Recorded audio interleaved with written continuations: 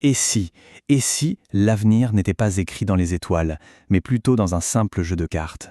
Aujourd'hui, on va plonger ensemble dans le monde fascinant de la cartomancie. Alors oui, on peut oublier un instant la boule de cristal.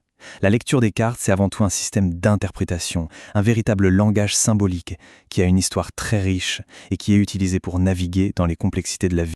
Pour bien comprendre la place de la cartomancie dans l'histoire, il faut absolument parler de Mademoiselle Lenormand. On est au XVIIIe siècle et cette femme est devenue une icône. Elle conseillait les plus grands, les plus puissants d'Europe, de Joséphine de Beauharnais à Napoléon lui-même. Ses prédictions, qui se sont souvent révélées justes, ont non seulement bâti sa réputation, mais elles ont aussi élevé la cartomancie au rang d'outil de conseil stratégique.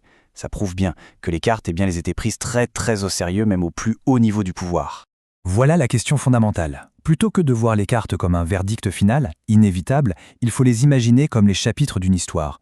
Une carte, par exemple, peut représenter un défi, une autre, une opportunité, et la troisième, une résolution possible. Finalement, chaque tirage est une narration en puissance, et le rôle du cartomancien, c'est de déchiffrer ce récit, de comprendre les dynamiques qui sont en jeu. D'accord, mais alors comment on fait pour lire ces histoires? Comme pour n'importe quelle langue, il y a différents alphabets. On va se concentrer sur deux des plus populaires en France. Le fameux Petit Lenormand et le jeu de 32 cartes, un grand classique que beaucoup de gens ont déjà eu entre les mains sans même connaître son potentiel divinatoire. Ce qui est vraiment intéressant ici, c'est de voir la différence de philosophie entre les deux. Le Petit Lenormand, avec ses 36 cartes, nous plonge dans un univers d'images très directes. Une maison, un serpent, une clé. C'est ce langage visuel unique, presque enfantin dans sa clarté, qui le rend si populaire. De l'autre côté, le jeu de 32 cartes, lui, il prend les rois, les dames, les valets qu'on connaît tous par cœur, et il leur donne une nouvelle profondeur. C'est un peu comme redécouvrir un vieil ami sous un tout nouveau jour. Prenons quelques exemples du Petit Lenormand pour que ce soit plus clair. Le cavalier, c'est le frisson de l'attente, une nouvelle qui arrive. La maison, c'est le réconfort, le foyer, la stabilité. Le serpent, c'est ce petit signal d'alarme qui nous dit « attention, prudence ». Et l'enfant, c'est la promesse d'un nouveau départ. Chaque image est un mot-clé, direct, puissant, qui nous parle tout de suite. Avec le jeu de 32, là, on est en terre inconnue. Mais les règles du jeu ont changé. Le roi de cœur, ce n'est plus juste une carte, ça peut être une figure paternelle bienveillante. L'as de carreau, c'est le symbole du travail. Et puis, attention au valet de pique, il peut cacher une trahison. Ou au 9 de pique, qui lui, annonce souvent des ennuis. Les cartes qu'on pensait connaître prennent une toute autre dimension. En fait, comprendre la cartomancie, c'est un peu comme apprendre à lire une partition de musique. Il ne suffit pas de connaître les notes une par une, non, il faut comprendre comment elles s'harmonisent pour créer une mélodie. C'est exactement la même chose avec les cartes. Il faut saisir comment elles interagissent entre elles pour former une histoire cohérente. Dans le système Lenormand, par exemple, c'est assez structuré. Il y a ce qu'on appelle les cartes maîtresses, qui représentent les grands thèmes de la vie, comme le travail, l'amour, les finances. Et puis il y a les cartes d'ambiance. Elles viennent ajouter de la couleur à l'histoire, un peu comme des adjectifs dans une phrase. C'est la différence entre ce qui se passe et comment ça se passe. Et ce n'est pas tout. Chaque carte est un véritable couteau suisse. Reprenons notre cavalier. Son mot-clé principal, c'est « nouvelle », d'accord? Mais il peut aussi parler d'une partie du corps. Ici, les articulations. Ou même donner une idée du timing, rapide. C'est toute cette richesse qui rend chaque tirage absolument unique et fascinant.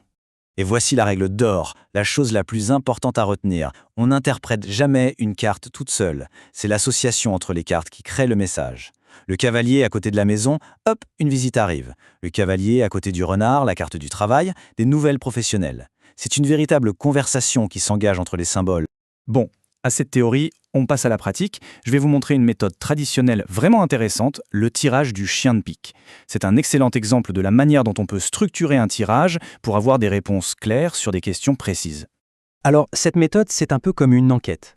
D'abord, on choisit nos suspects, les cartes clés, qu'on appelle aussi les significateurs, qui représentent les thèmes qui nous intéressent. Ensuite, on mélange bien les cartes et on les tire deux par deux. À chaque fois qu'un de nos suspects apparaît dans une paire, on la met de côté. Et à la fin, chaque paire qu'on a isolée est un indice qui nous aide à reconstituer l'histoire. C'est cette structure qui la rend si efficace. Elle nous force à nous concentrer sur une question à la fois. Et le truc qui est génial avec ce système, c'est qu'il est super flexible. On peut l'adapter à n'importe quel jeu. Le fameux chien de pique du jeu 32, il devient l'enfant dans le Lenormand. L'as de cœur devient la maison. On peut même rajouter des thèmes qui n'existaient pas dans la méthode de base, comme les finances, avec la carte de l'ours du Lenormand. C'est un système qui est vivant, qui s'adapte à nos questions.